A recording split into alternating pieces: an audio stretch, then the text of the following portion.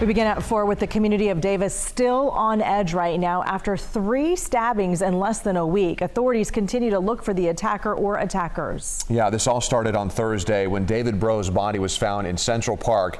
He was a well-known member of the community known as the Compassion Guy, and detectives aren't sure when he was killed exactly, and there were no witnesses in that crime. And then on Saturday night, 20-year-old UC Davis student Kareem Abu Najm was found dead at Sycamore Park. He was on his way home from an undergraduate award ceremony when he was killed after being stabbed.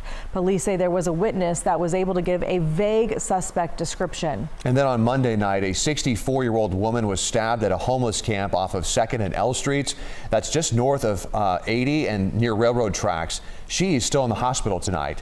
So as that woman recovers, steps are being taken to help her, of course, and to protect other homeless people in the community with the attacker or attackers still on the run. And we do have live team coverage for you from Davis. Let's go ahead and begin with KCRA 3's Brittany Hope, who has been covering this investigation. What's the latest, Brittany? Hi, Lisa. I just spoke with police right before the newscast, and he did tell me, the spokesperson for the department said that at this point they're not releasing anything new about the evidence in this case today. They're just not ready to do that. But we should be receiving some new information about a potential sketch of the suspect or the suspects, and also some new information about the crime labs, the 3 crime labs that they've had. Now, we don't have any timeline on when that information could come, but we did get confirmation that we should get that sometime soon. So, of course, as soon as we have that, we'll bring that to you. Now, police did say that they are increasing patrols around Davis every night. We saw that. They couldn't give us exact numbers of what the patrols and resources really look like on paper because it varies day to day. But as we drove around, you can see law enforcement in cars, on motorcycles, even on foot across Davis. That included today alone Davis Police, Woodland Police, West Sacramento Police, and the Yolo County Sheriff's Office. Those are just some of the folks we saw. Now, just before this newscast, I was able to speak one-on-one with Davis's mayor about the latest in this complicated investigation. There are a lot of potential connections that can be made from one event to the other. I know that our police investigators and our law enforcement partners, from the FBI to regional law enforcement partners, are working to track down every lead and work every angle so that we can keep our community members safe. And again, just yesterday, we know that 30 homicide detectives from Sacramento arrived here in Davis. The FBI is now here on the ground. Now, as far as the mayor knows, just a few minutes ago, he told me that no suspect or suspects have been arrested in connection to the case so far. We're live in Davis. Brittany Hope, KCRA 3 News. Brittany, we know you've spent the past few days in the city. What are residents and students saying to you?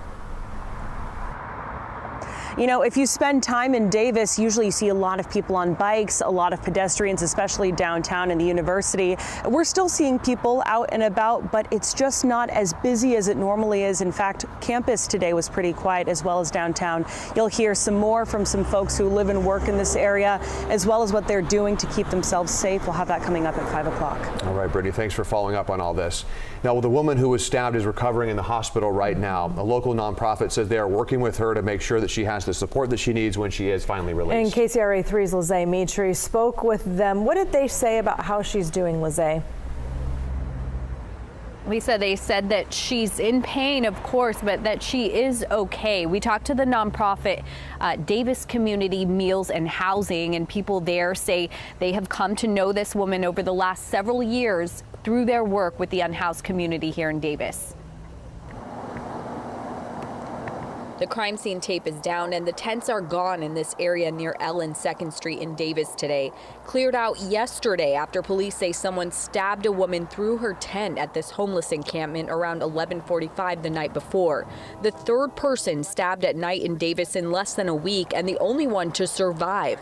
Becky Marigo and Harmony Scapazzi have come to know the woman through their work with the unhoused with nonprofit Davis Community Meals and Housing. We did talk with her. She was in okay spirits this morning, and we've been in contact with her family, and so yeah.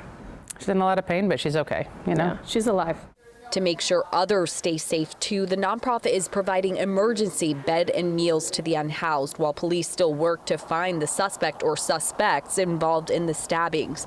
They say their cold weather shelter on 5th Street near D had 9 beds filled yesterday, and 11 or 12 people stayed at Paul's Place on 8th Street near 11th. They're expecting even more people tonight. I've been here 21 years. She's been here 16 years. We've never encountered this, never.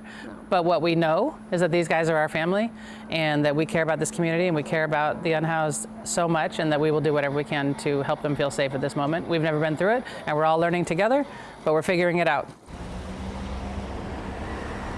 They say they will continue to offer emergency shelter for as long as they need to until police are able to catch whoever is behind this. An effort that, as we can see, as Brittany mentioned, it's involving multiple agencies, multiple law enforcement agencies. We see Yolo Sheriff Search and Rescue. They were out here near the 3rd crime scene, combing the area near train tracks.